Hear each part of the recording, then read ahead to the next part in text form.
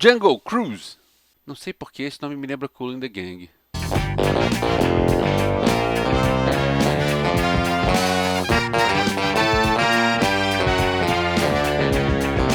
Filme novo que junta Emily Blunt, The Rock e o parque da Disney.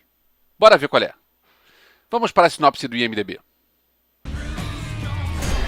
Não existe isso de maldição. Baseado no passeio do parque temático da Disneylândia, onde um pequeno barco leva um grupo de viajantes por uma selva repleta de animais e répteis perigosos, mas com um elemento sobrenatural.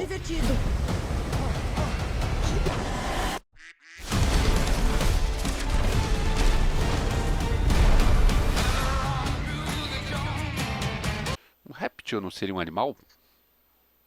Não é a primeira vez que fazem um filme baseado num brinquedo da Disney. O mais famoso e o mais bem-sucedido é o Piratas do Caribe. Já foram 5 filmes, sendo que 2 deles passaram a barreira de $1 bilhão de bilheteria e um terceiro quase chegou lá. Mas, e além de Piratas do Caribe? Eu lembrava de pelo menos 2, nenhum dos 2 foi muito bem de bilheteria. Teve Mansão Mal-Assombrada em 2003 com Ed Murphy e teve Tomorrowland em 2015 com George Clooney. Mas eu lembrei de quando eu fui para Disney em 2018, depois que eu passei pelo brinquedo Torre do Terror, tinha uns DVDs para vender de um filme baseado no brinquedo Torre do Terror. É um filme de 97, com Steven Guttenberg e Kirsten Dunst ainda criança. Eu pensei, quando eu voltar pro Brasil, eu vou procurar esse filme, acabou que eu nunca procurei esse filme. Aí fui pesquisar para saber se tinha mais filmes baseados em brinquedos da Disney, e eu descobri que Missão Marte, aquele que o Brian De Palma fez em 2000, com Gary Sinise, Tim Robbins, Don Cheadle e Connie Nielsen, também é inspirado no parque.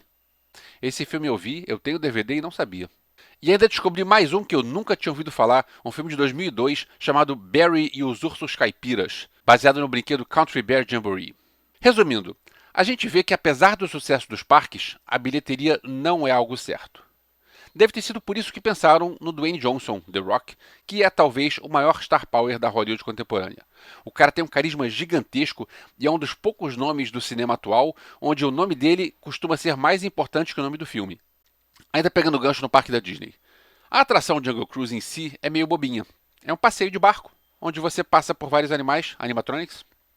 Existe um outro passeio em outro parque da Disney, onde tem animais de verdade, mas esses não, esses são animatronics. E você vê aquilo ouvindo piadinhas sem graça, piadinhas infames, ditas pelo condutor do barco. As piadas são em inglês, muitos brasileiros não conseguem entender, e olha só que irônico.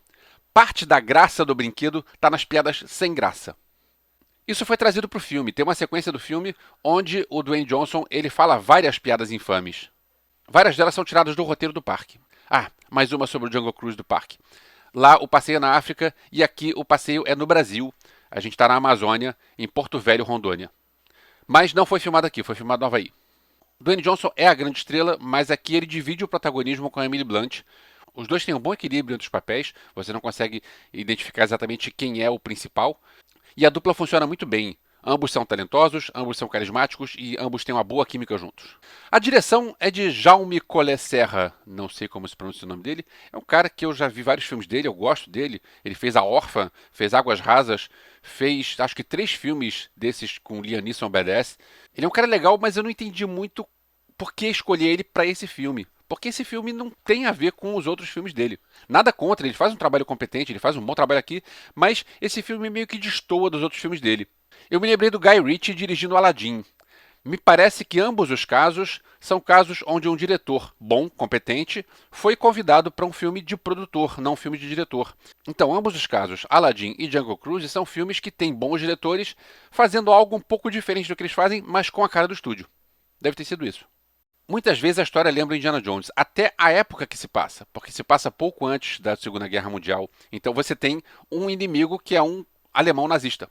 Tem algumas cenas da Emily Blunt que ela se pendura e que ela faz não sei o que quase que você ouve pá, para, pá, pá, pará.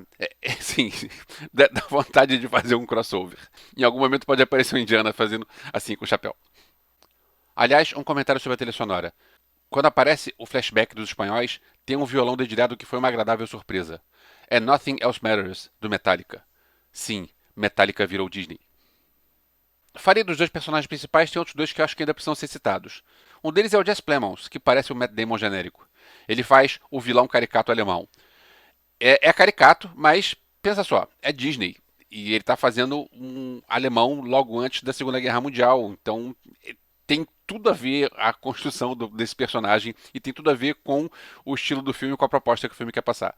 Gostei do vilão dele. O outro é Jack Whitehall, que faz o irmão, que ele toca num assunto que não deveria ser nada demais agora em 2021, mas que para Disney ainda é tabu, porque a Disney é uma produtora super conservadora. É um personagem gay e é um personagem que deixa isso claro. Tem uma cena que ele fala que ele não queria se casar com uma mulher porque ele preferia outra coisa.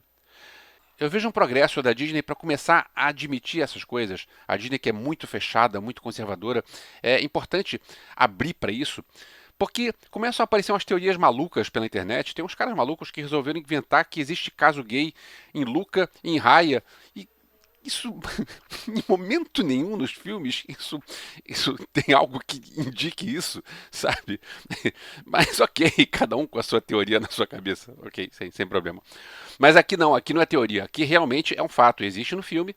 E a gente pode enxergar isso como algo positivo ou algo que ainda falta, porque realmente foi só algo pensado, não foi algo que foi aprofundado.